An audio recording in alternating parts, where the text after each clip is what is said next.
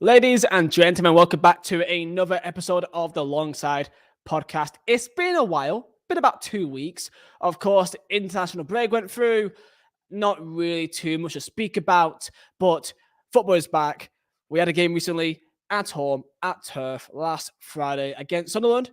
We're going to go through that, but the main topic about this episode is really about what is on the horizon, and that is the game against Middlesbrough at Teesside on Friday night on Sky Sports, the final game of the day. And of course, when you want to end off the day in a right way, you play the champions, soon to be. I can say champions because we will be, okay? I got no doubt in my mind whatsoever. There's no way that this could bite me on the arse. Anyway, I'm not too alone. We got ourselves Sammy from the Clarets Roundup, an absolute legend. And my friend, we can get promoted in 2 days' time, and it doesn't really feel that way. I don't know how you feel right now, but for me, it just feels like I've kind of felt like we're going up since Christmas. It feels like, I don't know, like, how do you feel right now? Obviously, I mean, relatively buzzing that we can go up in 2 days. Like there is obviously, it is quite common knowledge that we can go up in 2 days' time. However, from promotions that have gone by, it's nowhere near what they were. Like, you know, tense, that every game counted, every game mattered. This one, like you say, I mean, we've almost been promoted since that game at Huddersfield, and we absolutely smashed them across. I mean, we only won 1-0, but since then, we've just been brilliant. Obviously, a little blip at the start, but we've been great. And, you know, testament to us. And in fairness, finally, a Burnley team that we can actually sit back every game and just go, oh, this is just so nice. Like, you know, we've seen so many games we've gone into it for, oh my God, how many are we going to lose by today? And this season, it's just nice. Like, if we draw, lose, win, it doesn't matter now because we've done all the hard work in the middle. Yeah, I think the only way for us to potentially cut this up from winning the league, like, there's no way that we can cut this up and not get promoted. Like, there's no way. There's literally no chance. Like, even if we lose every single game, that still relies on Middlesbrough to win every single game, which is still very unlikely. Like, the points between us and Middlesbrough is currently 17, and they've got 7 games left, which is a maximum of 21. So they've got to win each game possible. It's just not happening, really, because Middlesbrough have been in, you know, not the best of form, still decent, but they've been, you know, I mean, they just lost to fucking Huddersfield of all places. How the hell has that happened? 4-2. So, you know, even if we lose every single game, we're still getting promoted, right? So nothing to worry about with that. Big up to the people in the chat here: Callum, Yakuru, Alistair, Oliver, Squirrel saying that coming back to this when Burnley win 0 in their run. It's just not happening. Okay, let's be real here. We've lost twice all year. We're not going to do it triple the amount in the last 8 games. So let's look back on our game against Sunderland. It feels like a long time ago, but I hope that you got some memory of it still as we were recording on the Wednesday. 0-0 draw. I think that's our third 0-0. It feels quite recent because we drew 0-0 to Blackpool as well. So is there maybe a state of complacency or concern to be having with, you know, not scoring a goal every game that we're so used to? Or is this just kind of what happens in a championship for you? Teams can get results from anywhere. Huddersfield beat Middlesbrough, who were one of the most informed sides in the league, like up until this weekend. You know, teams, any game of football, any team can win. Really, you've seen it through history. I think the thing that we had in the Sunderland game was just come back from the international break. We've had more internationals than we're probably even used to. Having, and even further in that, we've had some internationals that have had to go all over the world. Like, you know, before when we used to, it'd be Brexit FC, it was, you only had to, you know, be in the British Isles. Yeah, you know, you're just going on the British Isles or around Europe. Like, you know, we've had Lyle Foster go to South Africa, Zaruri, Morocco. Like, these, you know, these things have a toll on players. Obviously, there is a level of coming back from the international break and it not totally ticking straight away. But like I say, we've done all the hard work in the middle. we cannot physically cock this up. We could cock the league up. I have still said this. Like, I still think we'll win the league, but to only get a point from Sunderland and go into two of our hardest games of the season against second and third, with the possibility of Sheffield United, I think, would they go 6 or 7 points behind us if they both beat us? If we were to lose both games and they were to they beat whoever they played in and then also us, that would be drawing a gap to 5 points with 6 games left. And I do think those 6 games afterwards are very winnable games, 100%. You know, like Rotherham, QPR, games like Cardiff, like games like that. They are winnable games. The only thing for me is I think the team deserves to have won the title. Getting promotion is amazing and it surpasses our own expectations. But how good we've been for such large spells of the season, I think our performance throughout the division, the dominance we've shown in games, and our ability to, you know, meet the plaudits and expectations now. You know, this isn't Burnley hoofball anymore. This is intricate, finding gaps, wingers, fullbacks attacking from the wing, you know, playing centrally and not having a focal point striker, but bringing our wide players into it more, playing through midfield, having centre halves that drive through. This is a different Burnley. We're meeting the expectations that people have gradually got bigger and bigger and bigger for us, and we've hit them every time. And I think as a Burnley fan, I didn't expect to be in this position now, and I'm extremely, extremely grateful for the position that we're in. And it would be a huge disappointment, even after saying all of that, for us to let ourselves down and not win the title from this position. 100%. I still think that is still very unlikely to even happen. I do get it. There is still some caution to be had with it, because in football, nothing is ever guaranteed, no matter how likely it seems. And when it comes to Sheffield United, they have got relatively comfortable games. They're playing Wigan at home when we play Borough. So there is a chance, there is a world where they beat Wigan, we lose to Borough, then they beat us at Turf Moor. Potentially, it's possible, right? And then they could be 5 points behind us. There is a world where that is actually possible. So it is fair to say that they can be caution in a situation like this. I still can't see it personally, but only time can tell. But when it comes to the game on Friday against Sunderland, I think for the most part, like the first half was relatively poor. I remember it was a good first 5-10 minutes. It looked like we were just going to do our usual domination of the ball, but it kind of turned into very much a sort of passing with the centre backs and full back session for the most part, and we just couldn't break them down. And fair play to Sunderland, they did really well. They were very well structured, and the way they pressed us and made it uncomfortable for us was really good to see, because they actually went at us for the most part. It wasn't just dropping deep the entire game, so fair play, credit to them. And at the end of the first half, we had a few big chances. I remember Ashley Barnes with left foot just went over the bar, played a cutback from Manuel Benson, went to Josh Browner, who usually would go back in net, went on target, took a deflection, and just went over the bar. Another game that could go in, and we're going to win the game. Second half as well was a bit, kind of, we have a chance every 5-10 minutes or so, but it was quite inconsistent.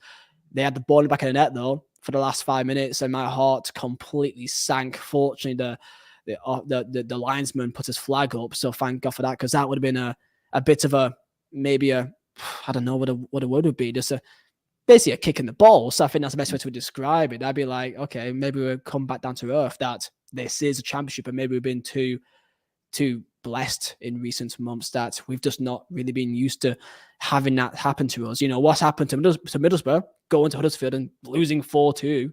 We've not really had that. When we have lost, we lose to Watford away and Sheffield United away, which is completely acceptable. So yeah, that's kind of my mindset, that it's still a point closer to promotion, and that I saw a few people saying that the players look like their head isn't completely in it. They look like maybe they're being complacent. I don't really see it in that way. I just see that we had games like that before that we played pretty poorly and still got wins. The best example is the likes of Stoke away. We were awful that game and got the 3 points, and people don't care.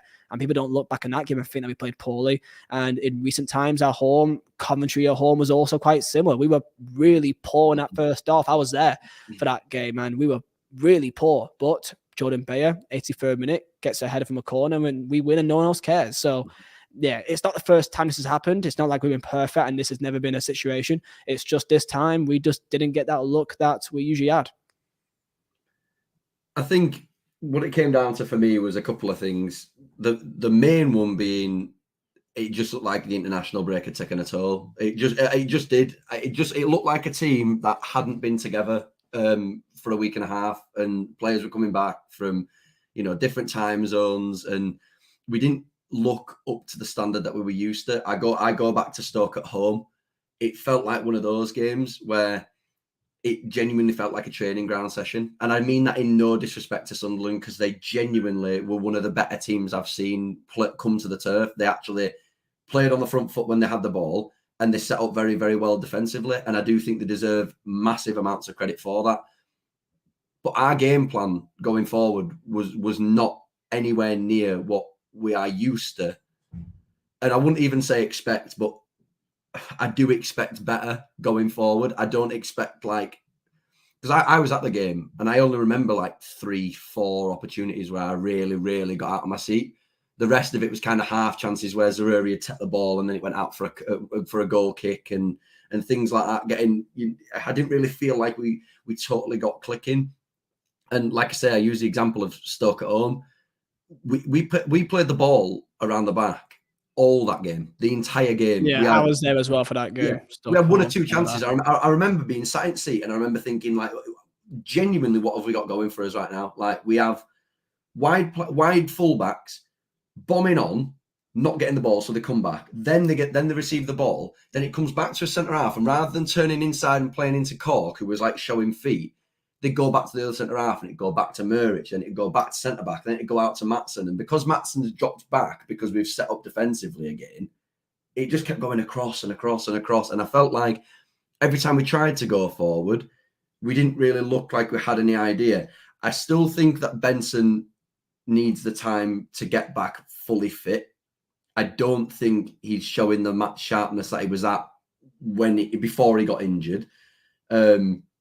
I thought we looked 10 times better when Goodmanson came on, somebody who was willing to receive the ball in that attacking midfield role and just turn and try and distribute the ball.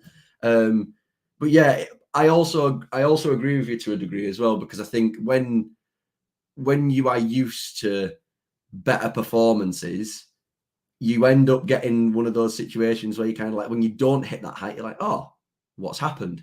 It's nothing to worry about because we're a good team and good teams have off games. And we've had an off game. And even in off games, we can win 1-0, get 3 points. In this case, we've drawn 0-0 at home with a team that was fighting for the playoffs and still technically is fighting for the playoffs. It's nothing worth worrying about whatsoever. One thing that I saw a bit online by some Burnley fans was that this was maybe one of the first times that people maybe had not a finger to point at Kompany, but maybe a bit of a curiosity in terms of team selection. And that is the fact that Jack Cork is just completely nowhere to be seen. Mm-hmm. And Josh Brownhill came deep, John midfield row, and then we had the forward three of Teller, Benson, Zaroury with Barnes up top. And I do wonder what's happened with Cork, because he's not been a part of setup really for 3-4 months, and he's been fit. Mm-hmm. And Cork, not too long ago, I mean, I considered, and I think so did you and many others, saying that he was debatably player of the season. Mm-hmm. You know, people rated him more than Cullen. Mm-hmm. And it's quite strange to see that tide turn. And I get it because, you know, maybe we are so used to having the ball and being dominant and attacking teams that maybe having another DM basically kind of limits our attacking threat. And I get that to an extent, but I don't know. I kind of felt like it is strange the way that he's just been completely just cast aside almost, considering how well we all perceived him to be early in the year. Before you have your say, research said, I think Cork just isn't the future. So we may be looking ahead, which I get. to an extent. I get it, but I don't think he was doing particularly bad before he, has just been kind of cast aside now. What's your thoughts on Cork? Totally agree. He was up there with my player of the season, 100%. I thought I was shocked. I remember the first game he had his ban, so I remember thinking, okay, he's not going to feature. It's fine. We're without Cork. It's all good. And then I remember seeing gradually more and more team sheets come out where he wasn't in there, and I remember those games being like, "Oh, Cork's not in." And then all of a sudden, we went through a spell where he wasn't in the team. We were still winning loads of games in a row. I remember thinking, "Oh, it doesn't matter who we've got there. Like, it really doesn't matter. Like, this midfield's brilliant. Cullen's unreal. Brownhill can play wherever." Brownhill in Sean Dyche's system in a 2 in midfield did not work. Categorically, does not work. He is not a central defensive midfielder, and Brownhill's best qualities that we've seen for Burnley this season are not his ability to win the ball back deep and spray the ball for Teller. He's not done that at all this season. He's not won the ball in midfield and shoved the ball where it needs to go up front. That's not his game. His amazing, brilliant football has come from being that player that can see Connor Roberts and come in and drop in, so Teller's just behind him, and then Brownhill has insane intelligence that I didn't even think he had to knock it to Teller or give it back to Roberts down the line, or be able to turn, swing it to Cullen and spread play. That is how Josh Brownhill has played this season. That's why he's got goals, because he's in a more advanced position. That centre midfield role does, in my personal opinion, it doesn't work. Jack Cork is a huge miss from the perspective of he is one of the ultimate professionals in football. And I believe this season he would still do a job for a couple of lower end Premier League teams. I still think he'd do a job there. So his experience in that midfield is invaluable, right? It's brilliant. And he clocks people down as well. Like, he's not afraid to get a yellow card for the team. And I love that. I actually love that. And it is a shame that he's not in there, and I can understand why people point the finger, but this is also another one of those situations where we've won without him as well. It's not a case of he's been out of the team and we've dropped loads of points and you can go, oh, it's because Cork's in there. We've had 1 0-0 draw and then a 0-0 draw against Blackpool. Like, it's not the end of the world that he's not in there, but I understand why people are pointing the finger at he should be the guy in there to advance Brown. Yeah. And you think for next year, when we are in the Premier League, that we're going to be investing in a midfield role. We're going to be investing everywhere. Like, we've had a lot of links already in the last couple of weeks and months, with players that we could maybe bring in for next year. There's been tons of them. I think the penny dropped with Cork is that when we realised that, we looked at our lineup for Man City and we didn't play Cork, our main DM, against Man City of all places. And we played, I swear to God, we played a midfield pretty much of Cullen, Coutinho, and Gudmundsson, and they pretty much were playing like attackers for the most part. Like, we went to Man City and played 5 attackers and 1 midfielder. Yeah, literally. I don't even think Arsenal would do that. Like, no team would do that. Who goes to City with 1 midfielder and 5 attackers? It's incredible, honestly. It's a small naivety from the system, in my opinion. It's tried and tested in the Championship, but against the best, it's not. And I like how we tried it. I do. I like that we stuck to that. I think it's important because I think so. For the player's perspective, I think when you want to commit to a system, that philosophy that Kompany has, I think if you change it too much, then they may be like, is this what we are wanting to do next year? If you change it, then they may be thinking, okay, but is this our direction for next year? Yeah, I get it. I do also think that it is a perfect, almost like complete testing session, a training session almost. If any team is going to point out your weaknesses, it's Man City. So if you can just play your sat same way, and you can see, okay, which areas gets just abused the most, these weak areas, keep attacking this one side, to keep targeting this player. I think that's key to point out, what we can adapt for next year. So I get why we went there and played the way that we did. And you know what? For the first 30 minutes, that was the best 30 minutes of my life. We were closing down City, and they actually didn't do anything for the first 30 minutes, I swear. which was remarkable. And then, the Scandinavian lab experiment did his thing, He's a and disgrace, he does that to anyone. We shouldn't feel any guilt about no, losing not at 6 all. under City. They literally beat RB Leipzig, a Champions League club, 7-0, literally a couple of days earlier. So, it is what it is. Turf Morehouse saying he's not always the answer, but he's sometimes the solution. I presume about Jack Cork, which I think, for some games, I think as we get into against Middlesbrough, against the Sheffield United, these big games against big players, I think you need that a bit more of experience and kind of just calmness in midfield. And I'll be really not surprised because we've not played him for such a long time, but I don't know. I would play Cork against Middlesbrough and against Sheffield United. I think we have to, and later on against Bastards too. So we'll get into that. Have you got anything else to add on for Sunderland?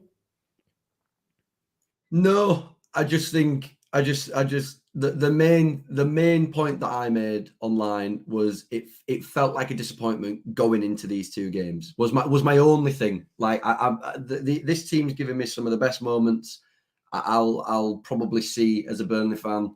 Like the 3-2 against Rotherham, the fact that we are doing so well and I feel so free. Like when I go to a game or watch a game, I feel so free. I don't have any kind of, oh no, like who are we coming up against? This player's good. How is he going to deal with him? I just let him. I just feel like I can just leave them and they just know what they're doing. And I didn't want to go into these two games with because, like you say, I totally appreciate, and I can also totally appreciate that flipped perspective where we have basically wrapped it up. I agree. Promotion is wrapped up in a ball just off to the side, ready to hand over, and we can all go, yay. And it's happening, whether it's this week, next week, week after, it doesn't matter. The title for me over time has become the thing that I'm a bit like, if it doesn't happen, I'd be so disappointed. And these next two games are so big, and they're against a team that's beat us 5-2 and a team that's in such good form. I didn't want to go into these two games thinking, oh, Sunderland was 1 point and it could have been 3, and going into these games, adding a little bit more to it. And like you say, if in an alternate reality, it does happen and we end up having Sheffield United 5 points behind us, we were out of sight a week ago. Like, do you know what I mean? We were out of sight. There was no chance 2 weeks ago. And now within 2 weeks, they could literally be right behind us. And I just didn't want to have to be in the kind of looking back at Sheffield United's results again and stuff like that. That was my only thing. I think that kind of leaves us in a situation where the Sheffield United game is more of a just must not lose, basically. Like if it's a draw, I'll take a draw. Yeah. I'll take a draw. If we lose a Borough, which I still think we'll get into it. But let's see if we do. As long as we don't lose to Sheffield United, then we'll still be how many points? 8 points clear. Yeah. So if that's the case, then fine. That's more than fine for Totally the agree. last 6 games, right? So that's the kind of mentality that I have going into it.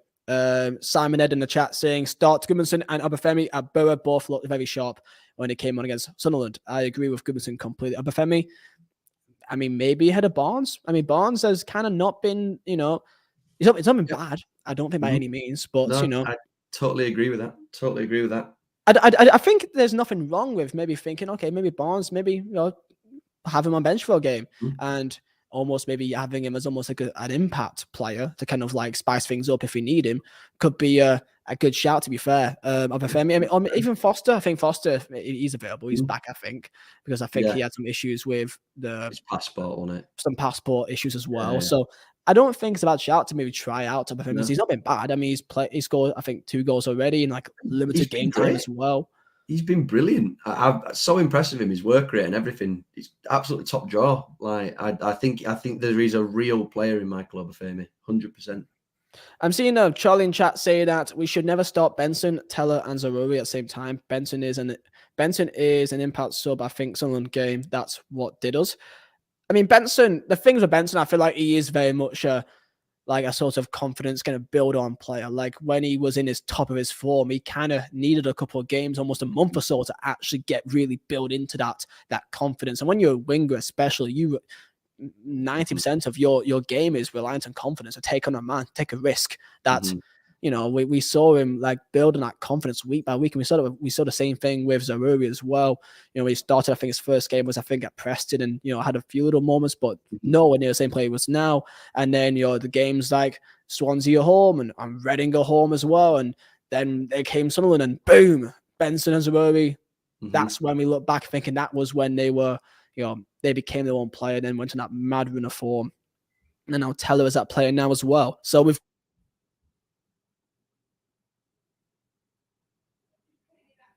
kind of stopped. I think we're back. Are we back? I think we are. I do think that we should have one of those on the bench. If it is maybe a Benson, just because he is back from his injury, I think it makes more sense for him. But people may also say Zaroury hasn't been the same, for a bit as well, which is fair. Maybe I think that's when I saw him against Sunderland. I think he tried a bit too hard at times to make something happen, and then it caused him to take a bit more of a heavy touch and lose possession, got to play. And I think that he's trying to impress. He's trying to do something that we expect him to do, and I don't blame him for taking a risk because that's what we want him to do, right? So yeah, I seen a few people kind of point to him as well, saying that he's not been the same. I think they've just got very high expectations for these players, and they're still very young. We've got the thing with these players is that it's a weird one. Because it's only from my own opinion, but I struggle to deal with any kind of. I can understand negativity towards players for individual things, but the ability that those three players and all of the attacking players have brought us is a different perspective. Even if they were crap, even if they did nothing, it's just nice to see somebody try on the wing, run past a man. I've seen we say it every week. Like I feel like I come on here and we get in a conversation about wingers every week. I in the nicest possible way. Some of the players that I've been in the past, brilliant in different ways. They've been shit. Respect George Boyd. Respect George Boyd, lad. Come on. No, George Boyd's different because George Boyd knew he wasn't fast. George Boyd knew it. He knew it. Players like Robbie Brady thought he was rapid. He was trying to take Kyle Walker on and shit. It's like just like these players that we've seen, like McNeil. McNeil, when he took on Trent Alexander-Arnold, amazing because he turned him inside out because that's his game. What we're seeing with Zaroury and Benson is they've got all of it. They've got the pace to get past a man. They've got the feet to turn a man. They've got the ability to make a pass. They've got the ability to strike from outside the box. They've got finishing ability. They've brought a different perspective to what a Burnley winger is, and I'm loving it. And we're seeing the product of this style of play into these types of players' hands. Balls over the top, balls through the channel, balls around, balls across the box. We're not a one-dimensional team anymore. You have to. Some Burnley fans need to understand that there's different ways of playing and different ways of scoring goals. And the fundamental reason as to why we are where we are, just look at the goal tally, look at the goals and assists tally. Zaroury, Benson, and Teller are our three highest players in both categories for a reason. They are fundamental parts, and I'm loving watching them, and it's brilliant, and I'm loving it. Yeah, I think most Burnley fans have come on to the conclusion that we do play a very different way than what we used to, especially. There's been a few transfer news, a few links in the last couple of days that I want to just highlight here quickly before we get into our next topic, which is we got today two, in fact, one from a certain man from Rangers in Morelos, out of contract, 26 years of age, linked to quite a few clubs in like Aston Villa and Middlesbrough, I believe, and a few others as well. Very unlikely that it may happen, but that is in the news right now. One that is much more likely, Ajax winger called Sontier Hansen. Sontier Hansen from Ajax Young, the kind of academy team for Ajax. This looks a bit more likely, maybe kind of similar to the Enyok Aggie, with the Belgian winger that we signed from Anderlecht. Maybe one for the future as well that we can bring in and loan out and see what they could become in the future. I think that's quite likely. Bart Verbruggen, we were linked to him quite heavily at the start of this season. Before we brought him Murish, and we thought that he'd be our main keeper. I remember very well that he was being, I think, basically evaluated at the range of £5 million, which at that stage he only had 7 senior appearances for Anderlecht. This year he's become much more of a main senior player. I believe he's only 19, and he's been a massive key part of the Anderlecht UEFA Conference League run. I believe in one shootout I was watching it that he saved every single penalty, which is quite remarkable as well. And he's been quoted at 15 million, which they know that we may have Premier League money next year, so maybe they're just taking the piss. Have to find out. 2 more. We've got one is about a 22-year-old Austrian centre-back, which apparently was scouted directly from Burnley scouts that plays for Cremonese in the Italian Serie A. And I believe that when he did play, he had quite a poor game. So have to find out what may happen with him. And lastly, I believe there was a goalkeeper in the Netherlands, I forgot his name, but was scouted personally by Vincent Kompany. I believe he flew out to the Netherlands a couple of days ago and saw him live. Rosenberg in Denmark. Was it Rosenberg? I thought it was. It was Rosenberg's keeper. Maybe there's 2 different tweets, but I saw one that was the keeper that Kompany was looking at himself and scouted personally. So there's been a lot in the last week, and there'll be many, many more when it comes to us when we inevitably do get promoted to Premier League. So look forward to that. And that is in the news of transfers. Also in the news, as will be a very common theme, I think, for Burnley fans to get used to, is when any manager gets sacked anywhere in the world, they're going to be linking him to, they're going to be linking Vincent Kompany, right? Vincent Kompany will always be an easy link because he's a very, very popular manager, Hall of Famer, easy name to link, great for clicks. And, they think, Burnley, he won't care. He'll take the step up to, in this example, Tottenham Hotspur, which is, for me, a complete nothing conversation. By no means do I think that Vincent Kompany will not go to Tottenham in the future. Do I not think that Tottenham is a step up? Obviously. But I think Kompany is a smart man, and I think that he himself wants to learn and to evolve in the world of football as a manager in a natural way. And I think that he wants to get his experience and learn from his time at Burnley to get us in Premier League, to have that first year in Prem, try to help us stay up, and then maybe even in the second year in Prem, try to become a more of a stable football club. If that works out in that way, then maybe in 2025 I can see maybe take that next step on. That's what I think may happen. We're gonna have to get used to these links quite often. Do you see that timeline being similar for Vincent Kompany? Yeah, absolutely. I can't see it now. I can't see it next season. I can definitely see it the season after that. The reason why he'll be getting the links is because he's a young manager doing a very good job after already doing a very good job. He's had his natural progression from Anderlecht, who, of course, people will say are, more well-known in Europe, maybe. But we are a step up football-wise. Even in the Championship, the Championship's a difficult league. We were an attractive market at the time. He's come in, he's worked wonders. The Tottenham links, there's nothing stopping him going now, other than the fact that we are Premier League bound, and it is a safer option to stay with us right now, because with the greatest of respect to Tottenham and the position that they are in the league still, they're not exactly the most stable that I've ever seen Tottenham be at. I believe, obviously, they've just sacked the manager. The sporting director's just left. Like, they're not in the most stable position. And for Kompany to go there now and then potentially drop out of that top 4, that's a big stain on a manager's CV, to take over a club in the top 4 and not make top 4. And with the way that they're going, potentially not having Harry Kane next season, I totally agree. They're a big club, but I do think it's like a nonsense. It's a nonsense conversation, really, because ideally he's not going to leave Burnley literally on the eve of us getting promoted, right? And potentially winning the league. Like, it's a nothing. It's a non-starter, really, is it? Because nothing. And down the line, you'll see City links. And eventually, I do think that will happen. Pep Guardiola doesn't stay at clubs forever. He might do. We don't actually know. We're just speculating. But he doesn't historically stay at clubs forever.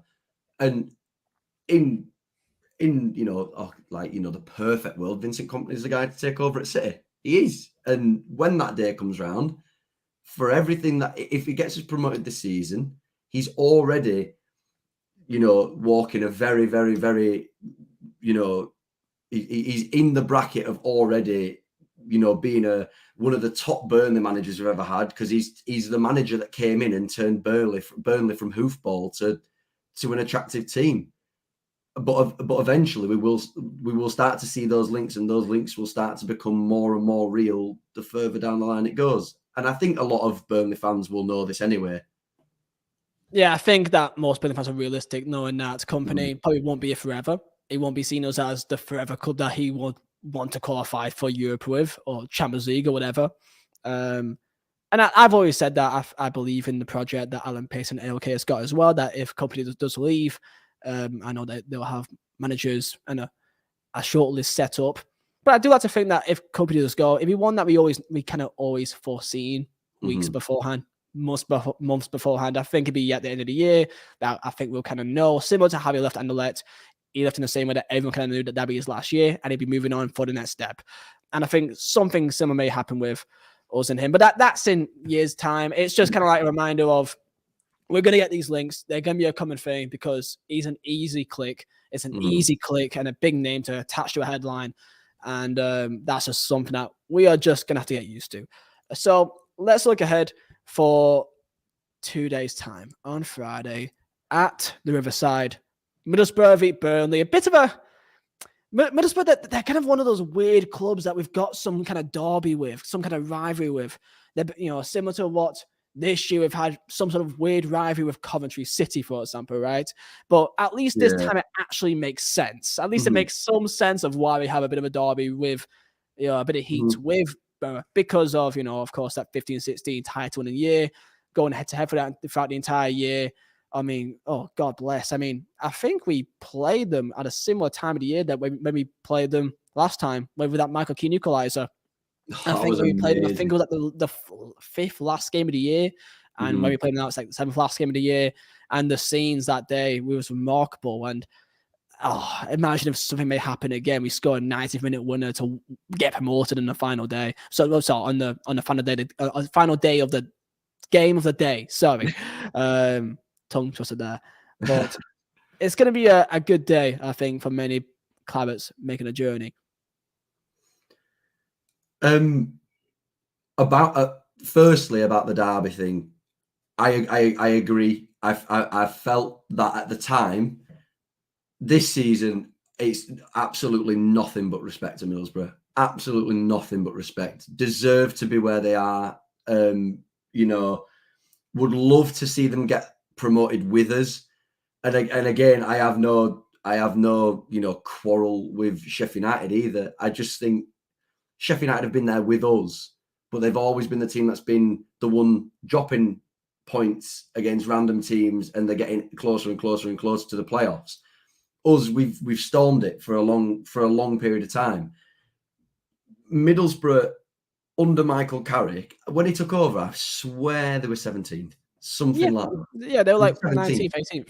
Yeah, they were out of it. They had nothing. And I remember when they came to the turf. Oh, wait. Yeah, no, when they came to the turf. And it was a really weird time because I don't quote me because I don't actually think I'm right, but I believe it was either Carrick's second, third, or fourth game in charge.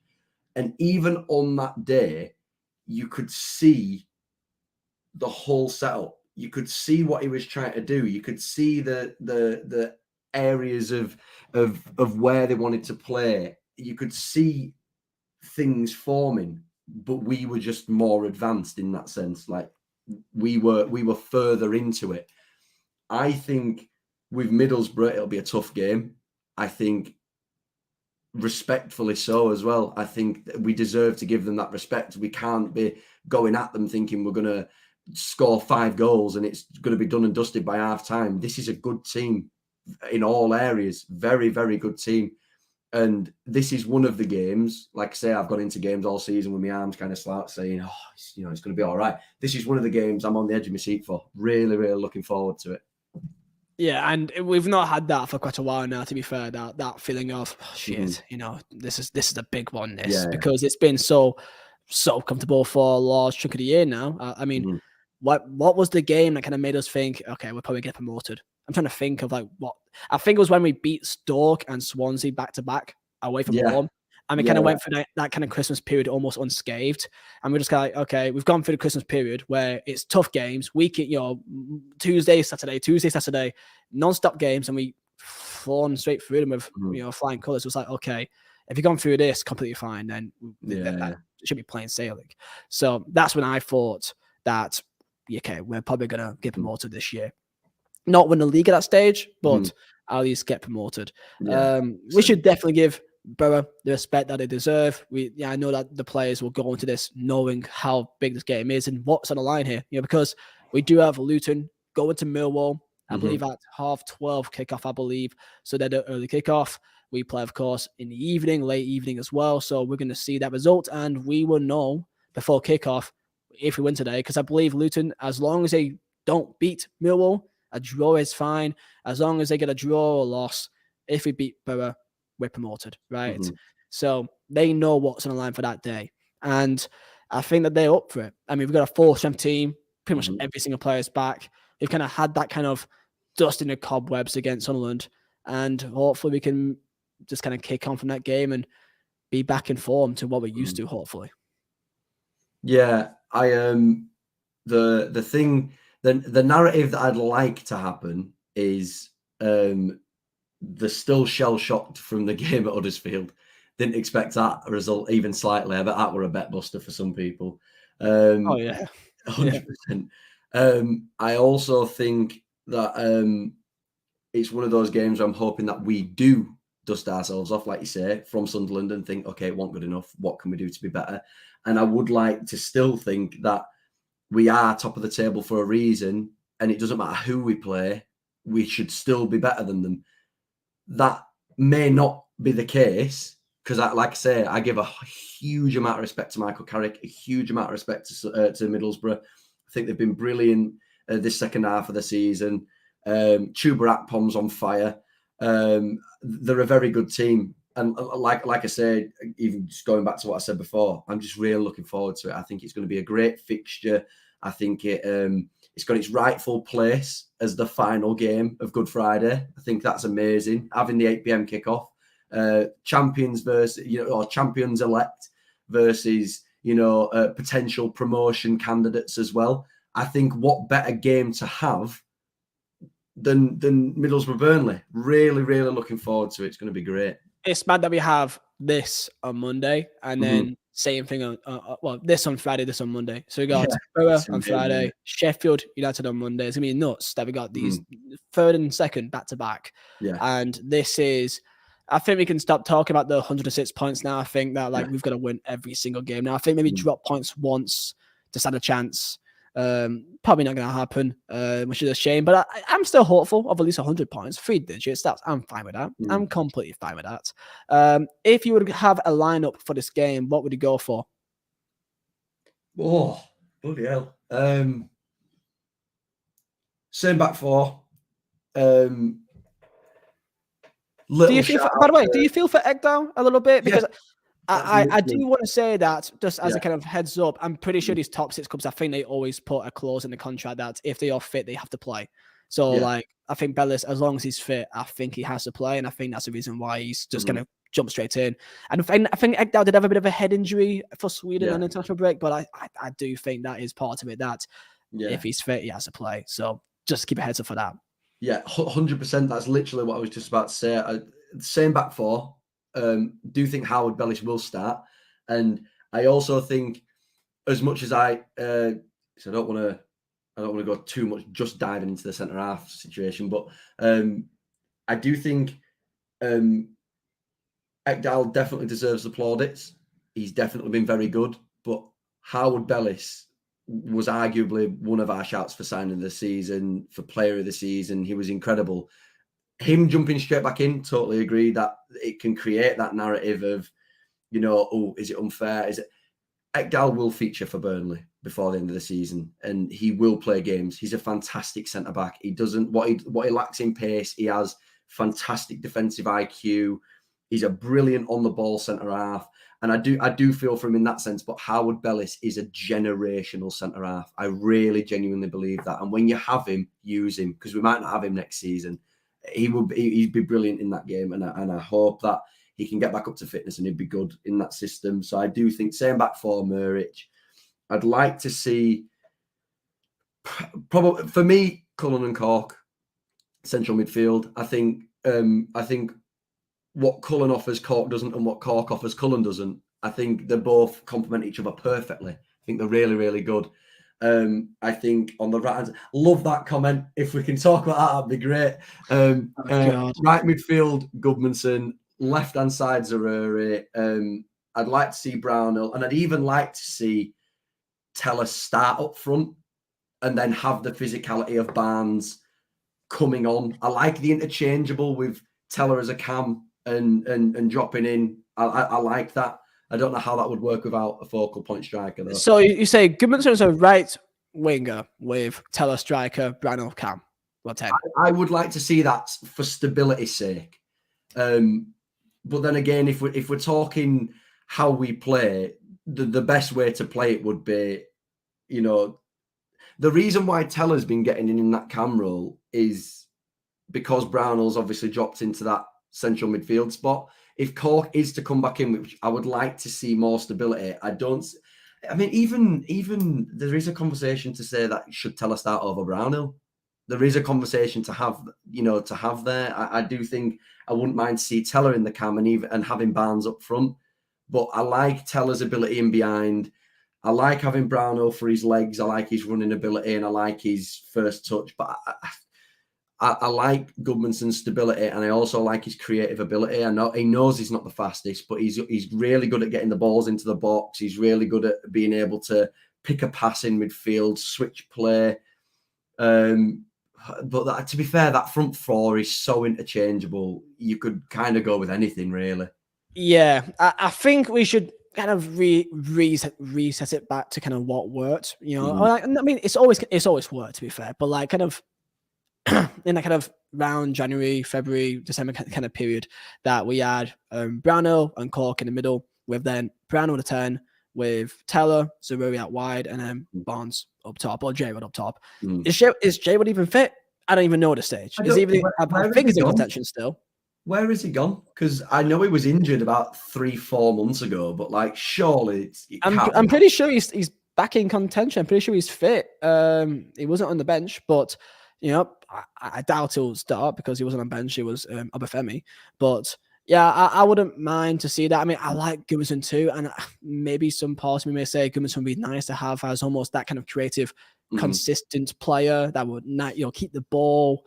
It depends how Kompany sees this game and how threatening he really thinks Middlesbrough is, and that's a benefit of what we have. We have so many different varieties of different players that suits different types of teams, and that's our main strength is our strength in depth, of course. So I would like to see Cork come back, and I think kind of just back to kind of Brownhill 10. I think Benson on bench because, he's still back from injury. I think he's really impactful off the bench as well, more than Teller or Zaruri. So Zaruri and Teller has a start, obviously. And I'll keep Barnes up top. I'll keep him up top because I think that he's just that focal point that we need. And his physicality is unmatched as well. Like, for a game like this, it'll be a big game. It's going to get physical. I think we need him because he did it against Bastards, didn't he? Like that game against Bastards, I remember walking to ground and hearing everybody going, "Oh, Barnes, no!" I remember that. And I was like, "He'd be perfect. He'll be perfect for the game." Where was I? I think is it called the big window? The big window, I think. Yeah. Near to where the Order of Smiths is, which I think is now the Ellis's now, but like right in the center. I think it's called the big window now. I was there, and like I just remember the line coming out. I was like, Barnes! Yeah. And everyone was just like, for God's sake, man! But he scored 2 goals, so fair play to him. He shut everyone up, and so deserved as well. So yeah, my kind of idea going into this game is that I'm happy as long as we don't lose. I'll take a draw. I'm happy. A point away at the Riverside is fine by me.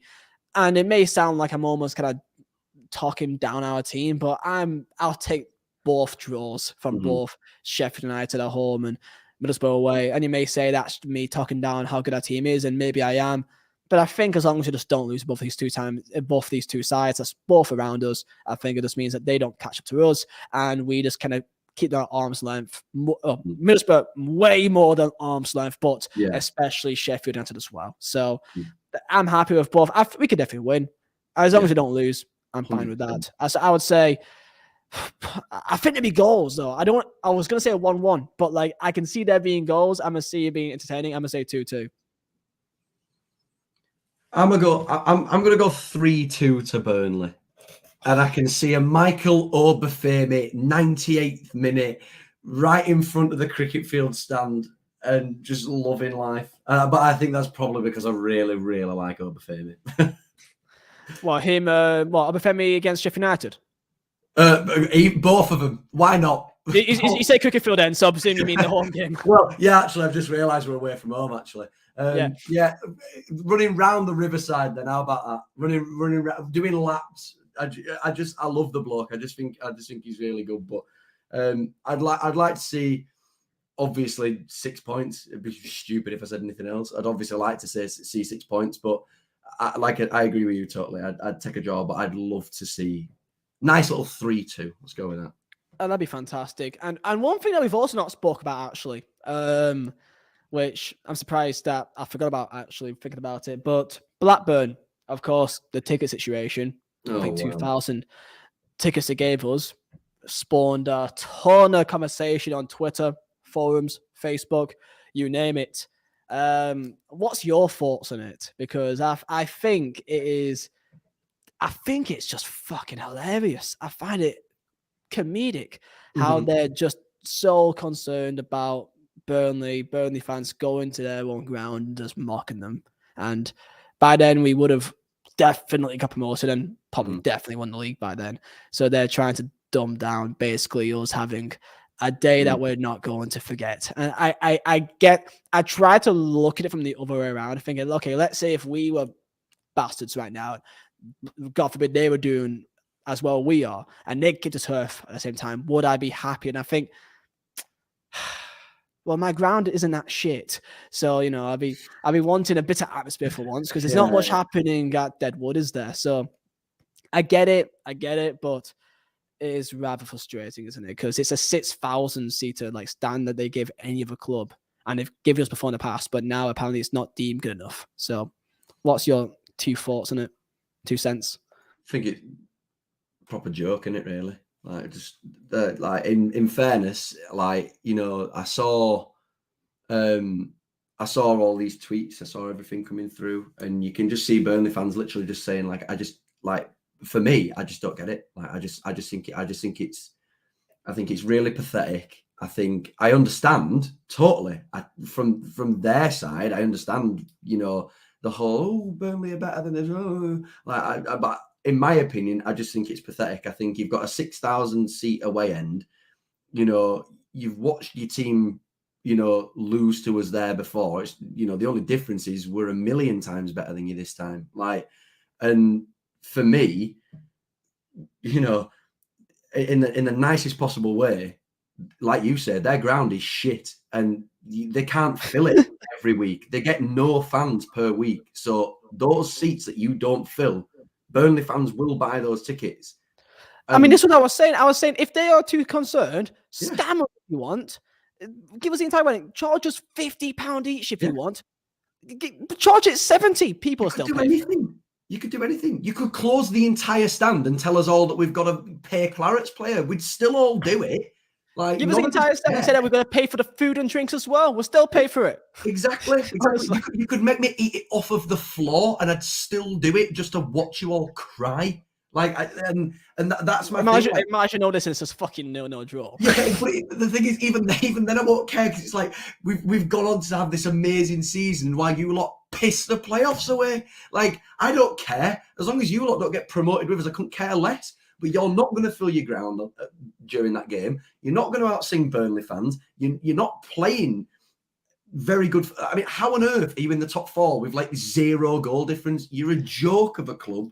And this, Jesus. this thing just proves it. Like, this thing just proves it. Like, it's such a petty, silly thing to do. It's a football game. Let fans enjoy a derby. Whether or not you win or lose, just let 6,000 Burnley fans enjoy it, man. It's just weird. I do love Alan Pace's little his post like directly afterwards, and you could tell that he's raging from it as well. Yeah, because you could tell that because they say some bollocks argument on the fact that like, oh, but you gave us like 2K, 2.3K. It's like, yeah, that's how much we can fucking give you. That's how big our way. We don't line you up on roof. Like, what are you on about? Like, exactly. It's like you gave us 2.3K. It's like, where do you want us to put you? Like, it's like, and some guys are like, oh, but you gave us like the full stand back in like 2010. And it's like, yeah. 2010. We've not. I'm pretty sure we've done the quicker field end like split since I believe our first Prem year. I believe 14, 15. I think that's when we split it in half. I think from my memory we gave like in 13, 14. We believe we gave the championship was a full stand because we didn't really fill that stand that much back then. But so I think that's the main thing that I struggle with. It's this weird like. Obviously, there's point scoring between both of us. It just is like we do it every week. If we were to lose a game, you'd see them all over Twitter, just like we do. I do it every week. I'm not going to sit there and pretend. Like, if they lose, I find it hilarious, just like they will with us. Those types of things, that's funny. It's just stupid banter. I get that. This is pathetic. This is genuinely pathetic. Not from because some of their fans think it's funny, and some of them are like, I don't get why. It's pathetic from the club. Like, because our owner has come out and said, we want more. We want the fans to enjoy this experience. We think that it deserves the experience. I think they're concerned more about the police as well, because they think that like I totally agree. Burnley fans would go even without tickets, and that may cause them to get outside the ground and may cause a bit of a problem. From what I've heard. And I definitely condemn that type of thing happening, but it's a derby of teams that don't particularly like each other, and if they're almost, I don't want to say it in a bad way, like, because they're not forcing that narrative, because they're not forcing us to go over and start kicking off, but they're creating an issue that could lead to that type of thing happening. Like, that issue wouldn't be the case if they just gave us another. It could have been avoided. Yeah, it's one thing. It could be avoided. That situation could maybe come around. It's fair. Yeah, it wouldn't even be a conversation. Well, I don't want to turn into a bastards podcast. So you're saying 3-2 against Middlesbrough. I'm saying 2-2. If we do get promoted on Friday night, what would be your celebration for the evening? Just to round off this pod. Nice Chinese and a Moretti.